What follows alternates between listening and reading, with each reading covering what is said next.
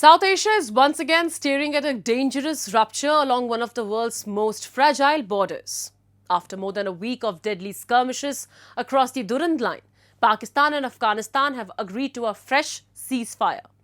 But behind the optics of peace talks lies a much older story of mistrust, proxy terror, and blowback Pakistan can no longer control. Islamabad's decade-long gamble of sponsoring terrorism in Afghanistan has turned inward, and the fire it once fueled has reached its doorstep.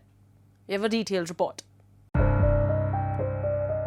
Pakistan and Afghanistan have announced a new ceasefire after days of intense cross-border clashes that left scores dead and entire Afghan communities devastated. The agreement brokered through talks in Doha promises an end to hostile actions and commits both sides to halt strikes on each other's territory. The latest border clashes erupted after explosions in Kabul were followed by fierce exchanges along multiple frontier posts. The Taliban accused Pakistan of carrying out cross-border strikes, while Islamabad claimed it was targeting TTP safe havens on Afghan soil. What followed was one of the most violent escalations since the Taliban's return to power in 2021. Artillery duels, drone strikes and ground assaults pounded civilian areas, leaving Afghan towns shattered and dozens dead, including women and children. Even after an initial truce, airstrikes and retaliatory fire continued, defying diplomatic appeals and escalating public anger on both sides of the border. شپې ز خپل د ساحه کې موجودم دغه مې وتاک ته دلته ومه چې شپې ونیمه بجې خپل خبرو ته نو خبرونه مې کتل چې درې شو مېمنخانه وشته موږ سره مېمنخانه کې مېلمانه ول د کرکټ لوبغاړي ول مې چې ګټلی و راغلی دلته بیا پروګرام د ډوډۍ ورته نیولی و نو دغه چې د درې شو اوله چپه کې زخمیان شهیدان دغلته پرته ول. Entire communities have been caught in the crossfire, and Afghanistan says the dead were overwhelmingly civilians. کې بیا په دریم پټاو باندې زه خپله زخمي وم وینې رانتلې لاس مې دلته مې لاس لګېدلی ده دا وینې موږ ملکي خلک یو موږ نظامینو دلته لګېدلی یم بیا زه په دریم پټاو کې زه هسپتال کوم چې دریم پټاو وکړو زما خو سر زما یو وړوکی اخ شی دغه شهیدان شوي دي تقریبا 12-14 کسان شهیدان دي 12 کسان زما په شمول زخمیان دي چې هغه ملکي خلک دلته موږ ته مرستې ته موږ خپله دلته حالات بیخي خراب ول. For families living along the Durand Line, this conflict is neither new nor accidental. They have paid the price of a border drawn by colonial powers, claimed by Pakistan and rejected by Afghans for generations. At the heart of the hostility lies a historic wound, the Durand Line. A colonial-era boundary enforced by Pakistan, never recognized by any Afghan government and resented by Pashtun communities divided on both sides. For decades, Islamabad tried to control Afghanistan not through diplomacy but through proxies, from the Mujahideen era to the Taliban's first and second rise. But the power equation has now flipped. The Taliban in Kabul no longer take dictation from Rawalpindi.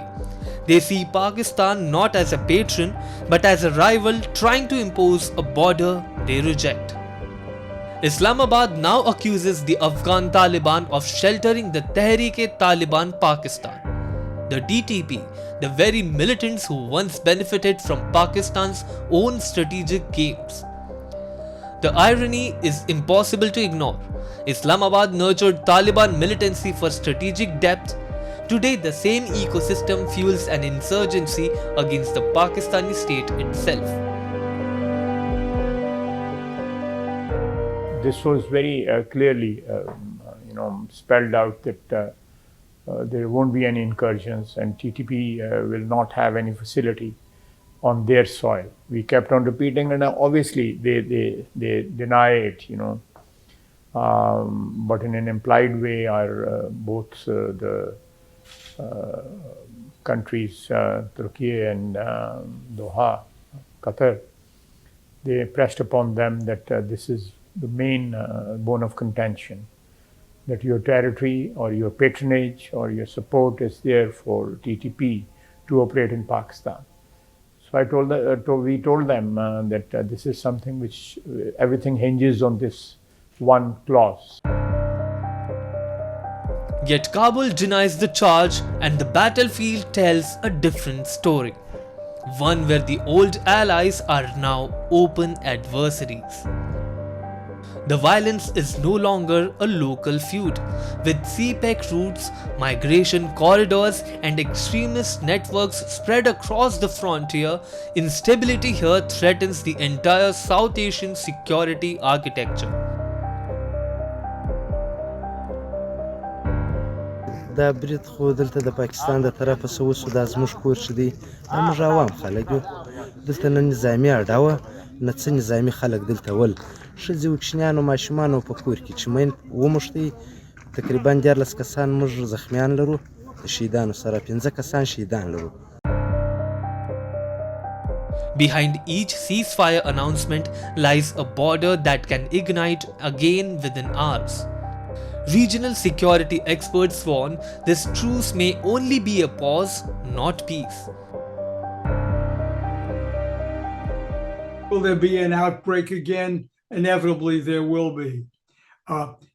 And since the TTP are unlikely to give up on their efforts here to destabilize Pakistan, inevitably there will be further times when there is exchange. But both sides, I hope, have learned from this how quickly it is to lose control of the situation. Three outcomes now stare South Asia in the face. 1. An unstable ceasefire that collapses with the next TTP attack. 2. A prolonged border Cold War with periodic artillery clashes and rising militancy. Or 3. Pakistan is forced to confront a reality it has avoided for decades, that state-sponsored jihad is no longer a foreign policy instrument, but a domestic threat tearing at its borders.